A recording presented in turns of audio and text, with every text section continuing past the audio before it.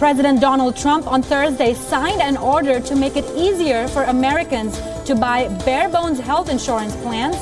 This to undermine Obamacare after fellow Republicans in Congress failed to repeal the 2010 law. Trump issued the executive order aimed at letting small businesses band together across state lines to buy cheaper, less regulated health plans for their employees with fewer benefits. Why is all of this in there?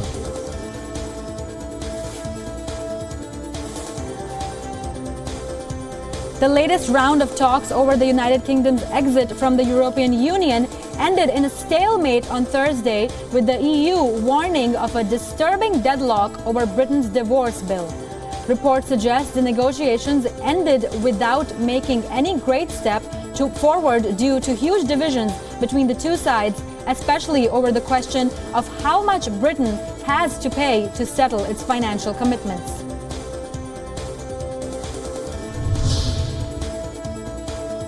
UNESCO Director General said on Thursday she regrets the United States announcement that it was withdrawing from the UN's Cultural and Educational Agency.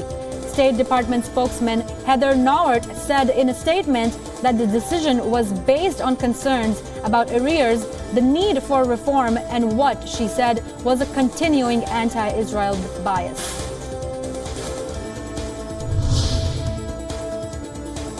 Qatar's candidate to become UNESCO's next Director General said he was optimistic of winning the election after he came top on the penultimate day of voting on Thursday. Qatar's Hamad bin Abdulaziz Al Kawari leads France's Audrey Azoulay and Egyptian hopeful Moshira Khattab.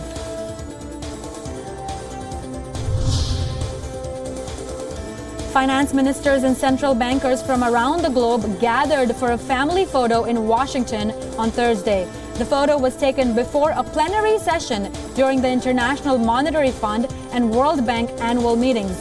A group of 20 meetings will take place on the sidelines.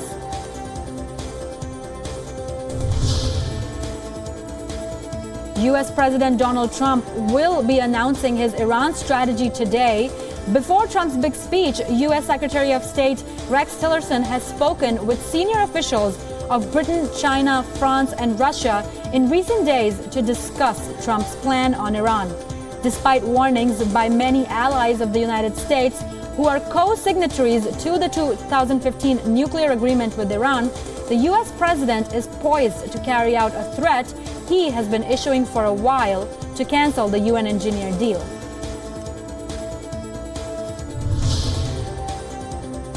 Appreciating Pakistan, President Donald Trump said on Thursday that Islamabad's cooperation in securing the release of a U.S.-Canadian couple and their children who had been held by the Taliban-linked Haqqani network signaled a new respect for the United States by Pakistan. U.S. President Donald Trump on Thursday nominated Kirstjen Nielsen to lead the U.S. Department of Homeland Security.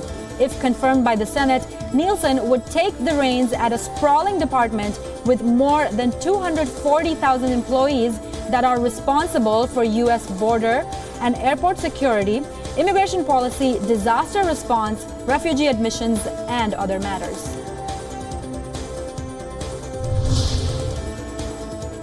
Construction crews continued building prototypes for a border wall between Mexico and the United States in San Diego. A statement by the Customs and Border Protection Office reported 8 prototypes will be between 5 and 9 meters tall, 4 will be made of concrete, and 4 of alternate materials. The construction started on September 26th.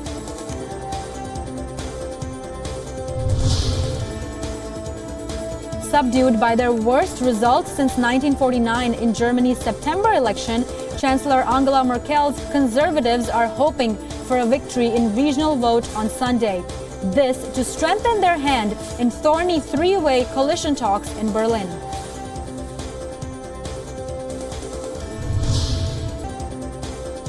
Drug trafficking and the cultivation of cocoa, the base ingredient in cocaine, are the greatest threats to the peace process between Colombia and Marxist FARC rebels.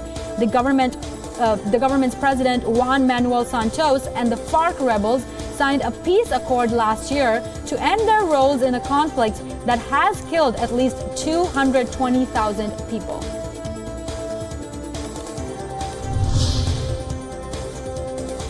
Brazilian police arrested 60 and issued 104 search and seizure warrants as part of probes into cocaine trafficking out of ports in the southern state of Santa Catarina.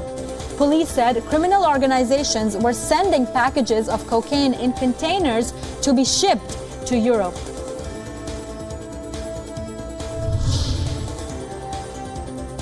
Two pro-Russian candidates, both former prime ministers of Kyrgyzstan, are likely frontrunners in the Sunday presidential poll in the Central Asian nation. Sorunbay Jenkibov and Omarbek Babanov are set to run for elections.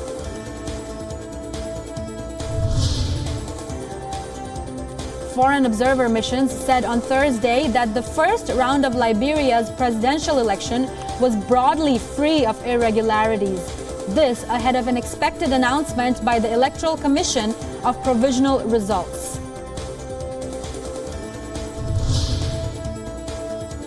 DRC opposition leader Felix Tshisekedi said on Thursday that the delay of the presidential election by the country's Electoral Commission amounted to a declaration of war on the Congolese people. Tshisekedi's comments came as opposition supporters gathered outside the headquarters of the country's opposition coalition group. The polls were originally scheduled for November 2016, but Congo's Electoral Commission said in a statement on Tuesday that it would need at least 504 days to organize the poll once voter registration is completed. Chilean president welcomed more than 60 Syrian refugees to the country's capital of Santiago on Thursday. This as Chile joined other Latin American nations in offering safe harbor to families fleeing Syria's civil war. More than 2 million people fleeing wars or persecution have joined the ranks of the world's refugees in 2017.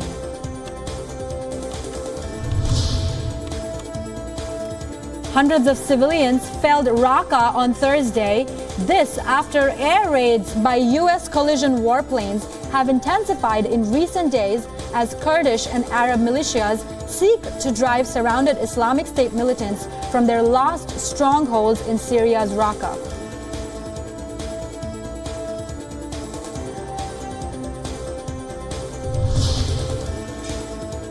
A first convoy of the military operation that Turkey is carrying out in Syria's Idlib province crossed into the area late on Thursday. The convoy included about 30 military vehicles and it entered Syria near the Bab al-Hawa border crossing. The convoy was escorted by fighters from Tahrir al-Sham, an alliance of jihadist groups, including the former al-Qaeda affiliate previously known as the Nusra Front.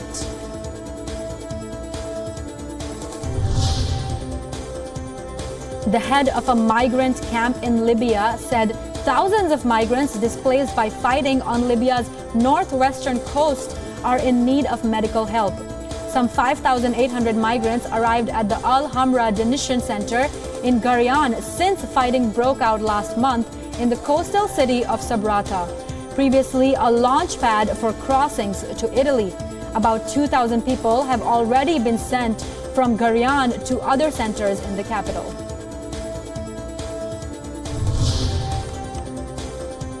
Acting Homeland Security Secretary Elaine Duke made a third trip to hurricane-ravaged Puerto Rico on Thursday to distribute aid and assess the ongoing response efforts. President Donald Trump expressed impatience in several tweets Thursday with having to devote federal resources for Puerto Rico.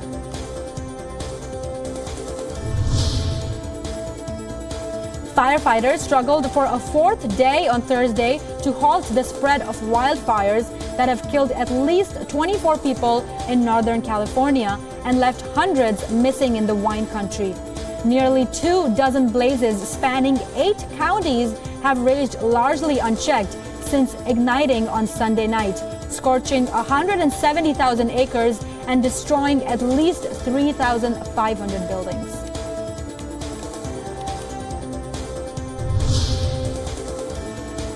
Relief shelters are working to help affected California residents get through the tough times brought by the devastating wildfires, which have forced tens of thousands to evacuate their homes across the state. Many of the evacuees have sought shelter in relief centers, with local volunteers donating some essential supplies to help those affected.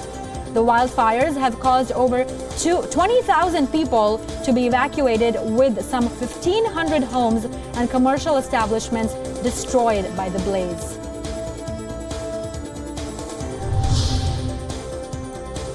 The Sonoma County town of Santa Rosa, the largest city in the wine country region, was decimated by one of the fiercest blazes, one of more than 20 fires wreaking havoc in California on Wednesday. Aerial footage shows block after block of some neighborhoods destroyed, with nothing left but charred debris, broken walls, chimneys, and the steel frames of burned-out cars. Canadian Prime Minister Justin Trudeau touched down in Mexico City on Thursday for an official visit amidst talks in Washington to renegotiate NAFTA.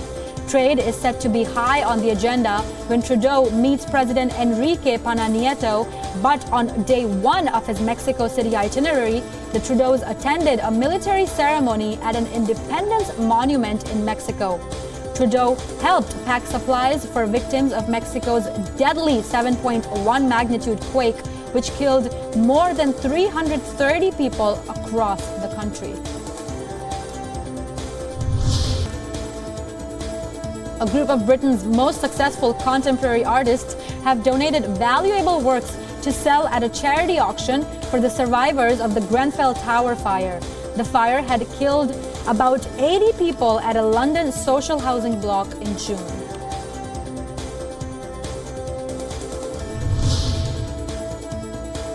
Tyler, the playful tiger who roars purrs and moves during play, is among a group of animatronic toys tipped to be the most in demand for Christmas.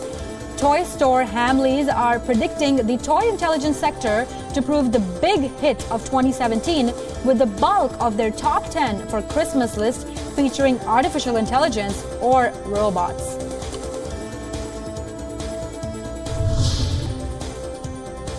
Breeders at the China Giant Protection and Research Center in southwestern province of Sichuan have been helping mother pandas nurse their cubs to give the newborns the best chance of survival.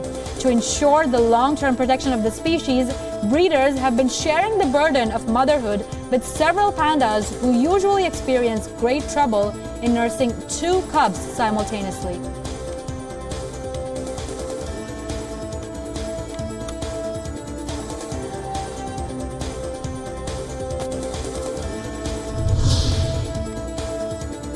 The Supreme Court today will hear a petition filed by Rohingya Muslims challenging government's decision to deport them to Myanmar. The government had earlier told the apex court that Rohingya pose a threat to national security. The government is planning to deport all 40,000 Rohingya living in the country.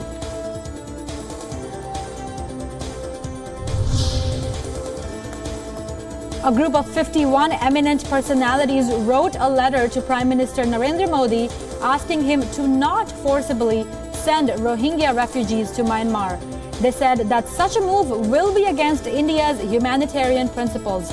Some of the signatories to the letter include Member of Parliament Shashi Tharoor, former Union Minister P. Chidambaram, actress Swara Bhaskar.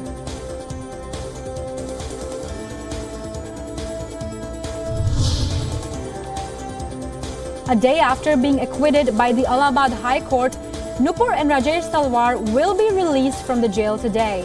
The couple were serving life imprisonment in Dasna jail after the CBI court convicted them with that sentence in the Arushi Hemraj murder case 4 years ago. Allahabad High Court gave benefit of doubt to the couple, stating that the Talwars not be held guilty just because they were present in the house when the murders took place.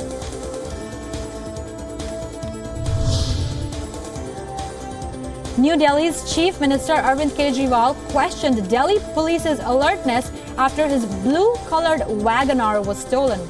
Though Kejriwal did not make direct comment on the incident, but retweeted a tweet questions the law and order situation in the city.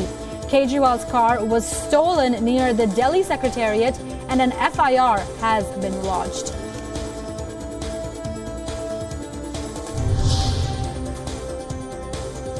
The Tata Group has quit the telecom sector after nearly 15 years. The company has merged its loss-making consumer mobile business with Bharti Airtel. The struggling venture is saddled with debt of over rupees 40,000 crores, but the Tatas will clear past liabilities and dues as part of the deal.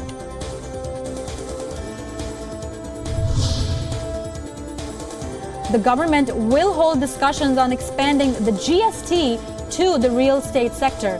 The move is aimed at checking tax evasion in the sector known for cash-based transactions and lowering prices for flat buyers in the long run.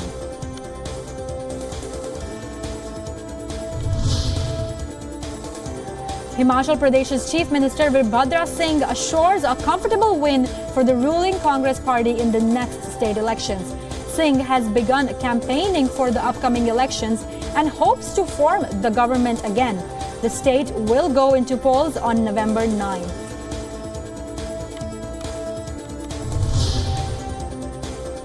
Separatist leader Shabir Shah's judicial custody ends today. Shah was arrested by the National Investigation Agency in a money laundering case and terror funding case. Shah had earlier confessed that he had links with the terror outfit Jamaat-ud-Dawa chief Hafiz Saeed.